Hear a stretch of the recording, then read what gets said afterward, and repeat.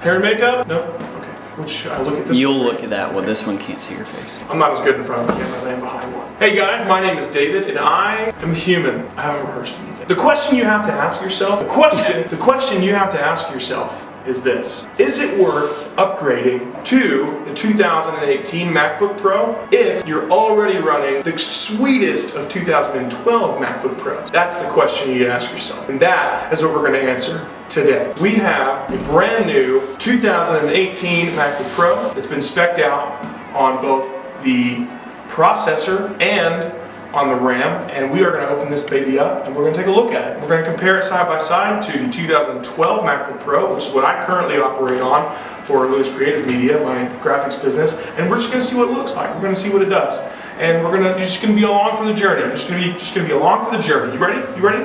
You bet. You ready? You guys ready? All right, let's do this thing. Ooh, almost broke it. Bust out trusty old knife here. Got open.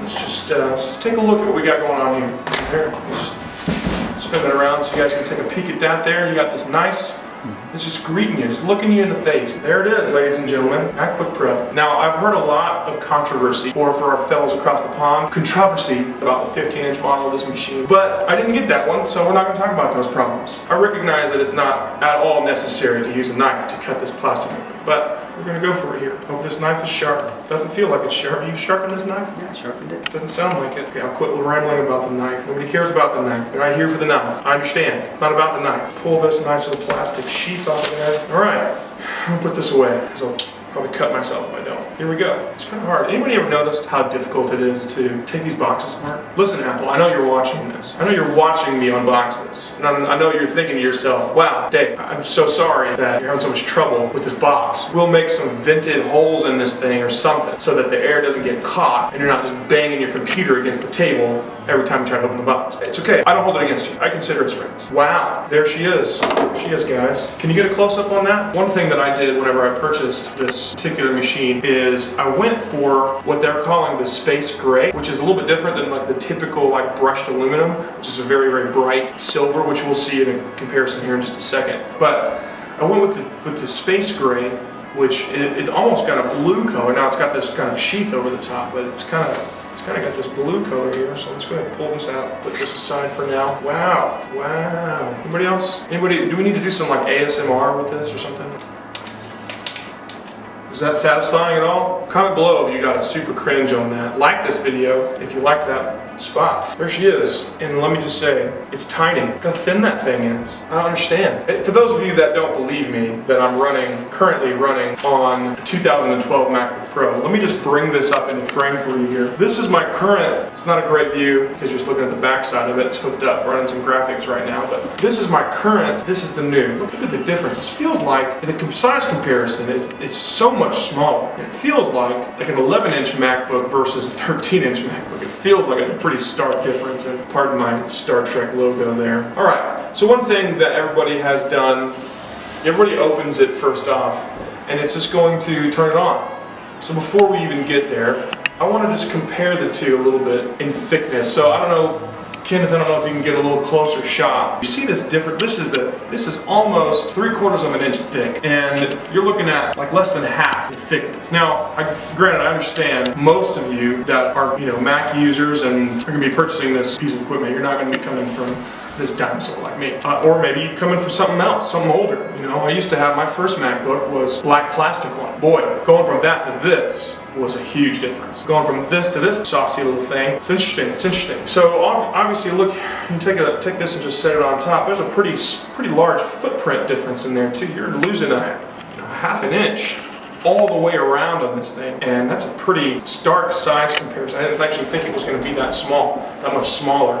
So my curiosity at this point, without even opening it up, my curiosity is this going to be as operational to me with these gigantic ham hocks as my current one? So let's find out. Let's open this bad boy up. There she blows. And she's already turning on. Look at that thing. Look at that thing go. I don't know what else to talk about here. Any ideas? Okay, thanks, Siri.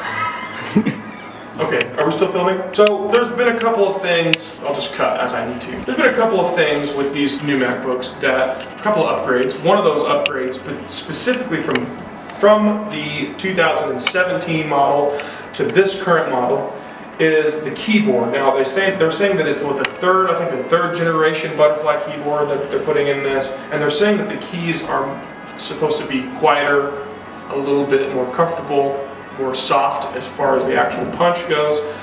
Now, for somebody like me, I haven't used a 2017 model iPad, or I haven't used a 2017 model MacBook Pro. I've been using this bad boy right here, this 2012. And let me just show you just the side by side here. Look at this. Pardon how dirty it is. Look at the difference here. You're looking at some serious differences. That's some pretty stark contrast there. Look at the difference just in the size of the trackpad alone. I got these giant fingers, and I'm just like, now I'm going to have this huge thing. I don't even know what I'm going to do with it. But let's do a sound comparison. By no means meant to be scientific testing. But I've got this other little microphone here, and we're going to just set it down next to the keyboard. I'm just going to give you a comparison, a sound comparison between the two. So first of all, let's just go with the 2012 as our benchmark.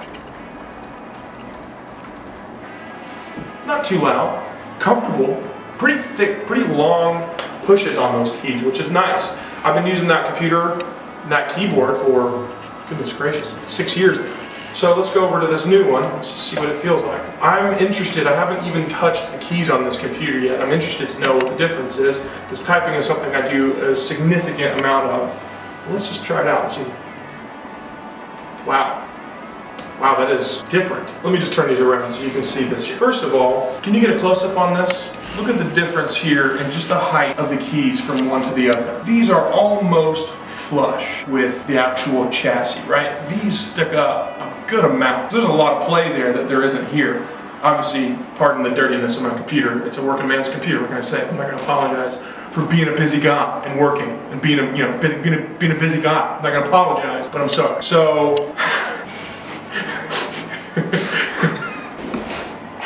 yeah, there's a lot of play, there's a lot of difference between the two. These keys definitely, oh, that's all, you can hear that. It's probably picking it up on the microphone. And then this one over here, quite a bit more play there, which this feels a little bit more closely related to a keyboard that you would find on a typical computer, like your everyday PC or whatever. These feel a whole lot more like next generation. It feels a whole lot more refined, but that they're kind of transitioning you toward this more kind of technologically sound moment. So there's that, there's a difference there. So one of the big differences between these two, for me personally, as a designer, videographer, photographer, is the difference in the screen. Now, this one is still operating, I think it's like 1366 by 768, the resolution of this, pixel for pixel. And it's pretty low. But then you got over here and it's like 2560 by, I don't know what it is, I can't remember off the top of my head. But it's a pretty stark difference between the two. Right now, first impressions, I'm impressed. I'm impressed by the size of it, I'm impressed by the weight of it. I'm excited to try out this track bar, touch bar thing. I've never used that before. The keyboard, a lot of people had problems with it. I personally think it feels nice. It's very compact, but the keys are bigger actually than the 2012. So I'm not at all upset with the keyboard. It's quiet. It's over time, we'll see how it goes. We'll see what happens. But as it stands right now, I think it's a win. And from going from, I've got 8 gigs of DDR3 1600 megahertz RAM in this thing that I installed myself, and then over here I've got 16 gigs of 2133 megahertz DDR3 RAM. That's going to be a huge jump by itself. But the fact that I've got the dual-core i5 2012 processor over here, which was the bottom spec at the time, versus the top spec 4-core i7 processor over here, I'm pretty pumped to see how this is going to process with the programs that I use on a day-to-day basis. So for now, I think that's all we're going to go for, and I might do another video whenever I figure out, and I use it for a little while and kind of get a taste for it on the long run. And until that time, stay classy, San Diego. I probably shouldn't be able to say that. It's probably copyrighted. Until then, stay intrinsic, valuable people. You, intrinsic, like Nicolas Cage. Peace.